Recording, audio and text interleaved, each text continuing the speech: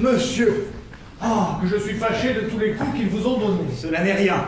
Un philosophe sait recevoir comme il faut les choses. Et je vais composer contre eux une satire du style de Juvénal qui les déchira de la belle façon. Et sans cela, que voulez-vous apprendre?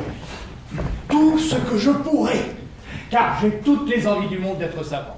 Et j'enrage que mon père et ma mère ne m'aient point fait bien étudier dans toutes les sciences quand j'étais jeune. Ce sentiment est raisonnable.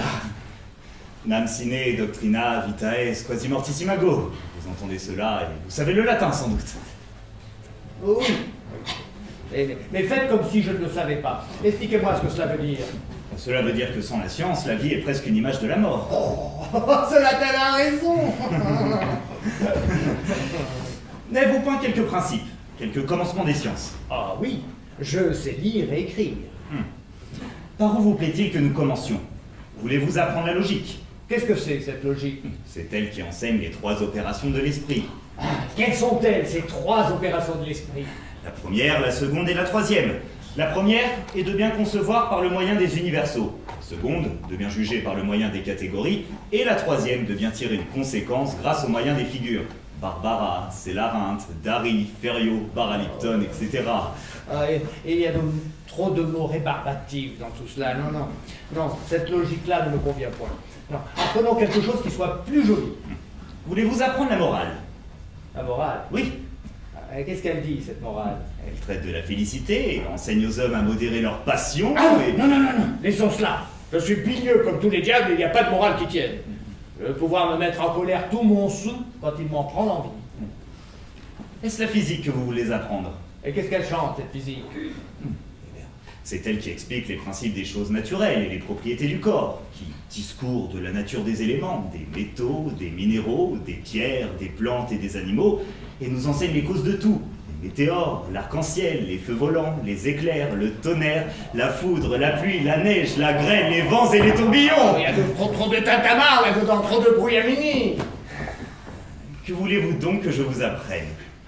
Apprenez-moi l'orthographe. Très volontiers. Puis après, vous m'apprendrez l'almanach, pour savoir quand il y a de la lune et quand il y en a point. Soit.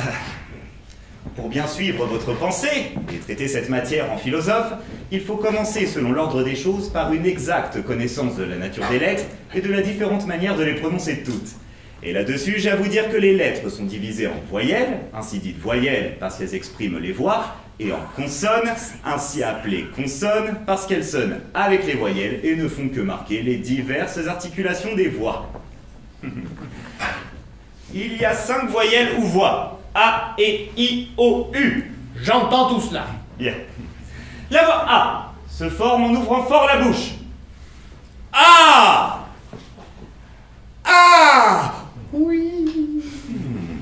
La voix E se forme en rapprochant la mâchoire d'en bas de celle d'en haut.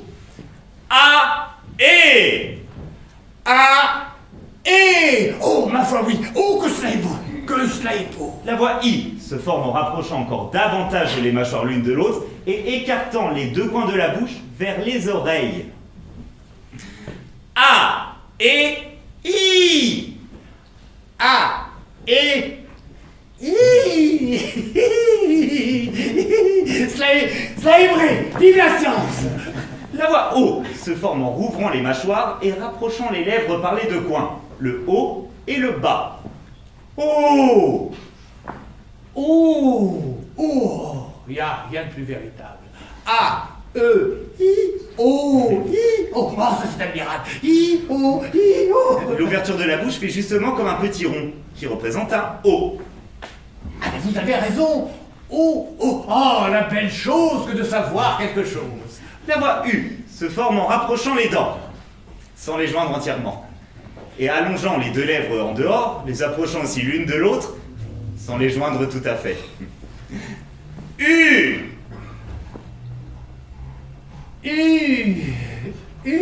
Oh, il n'y a rien de plus juste. Vos 2 lèvres s'allongent comme si vous faisiez l'amour, d'où vient que si vous la voulez faire à quelqu'un et vous moquez de lui, vous ne sauriez que lui dire U. Oh, que l'ai-je étudié plus tôt pour savoir tout cela. Demain, nous verrons les autres lettres qui sont les consonnes. Et est-ce qu'il y aura des choses aussi curieuses qu'à celle-ci? Sans doute. La consonne D, par exemple, se prononce en donnant du bout de la langue au-dessus des dents d'en haut. Da! Da! Oh, la belle chose, la belle chose! Lèvre, en appuyant les dents d'en haut sur la lèvre de dessous. Fa!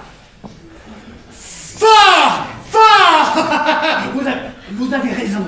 Ah, mon père et ma mère, que je vous veux de mal. L'air, portant le bout de la langue jusqu'au haut du palais, de sorte qu'étant frôlé par l'air qui sort avec force, elle lui cède et revient toujours au même endroit, faisant une manière de tremblement.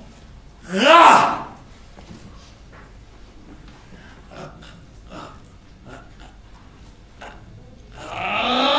Oui! Ah, oui! La binôme que vous êtes! Que j'ai perdu de temps! Je vous expliquerai pour toutes ces curiosités. Je vous en prie! D'ailleurs!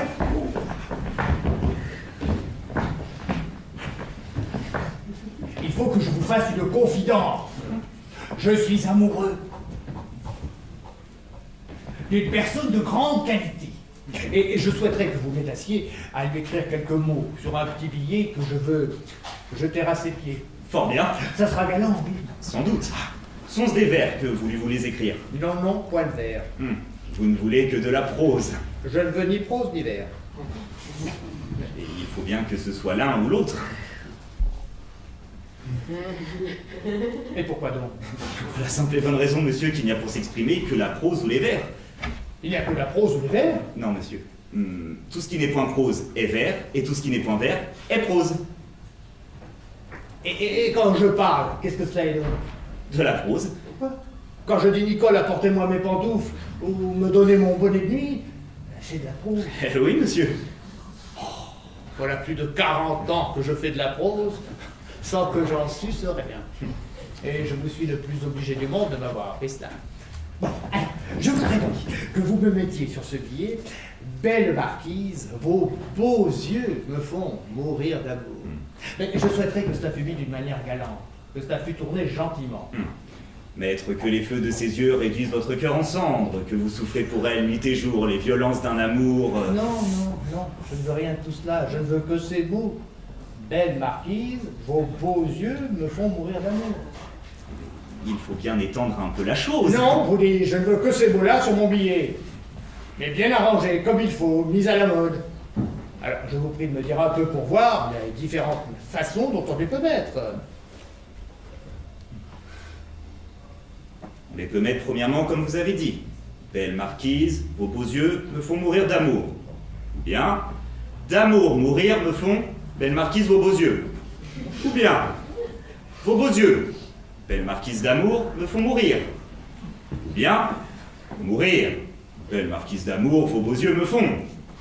Ou bien, me font, vos beaux yeux, mourir, belle marquise d'amour. Oui, oui, oui, mais de toutes ces façons-là, laquelle est la meilleure? C'est ce que vous avez dit. Belle marquise, vos beaux yeux me font mourir d'amour. Cependant, je n'ai point étudié, et j'ai fait ça tout du premier coup. Je vous remercie du fond du cœur, et je vous attends demain de très bonne heure au chant du coq. Je n'y manquerai pas.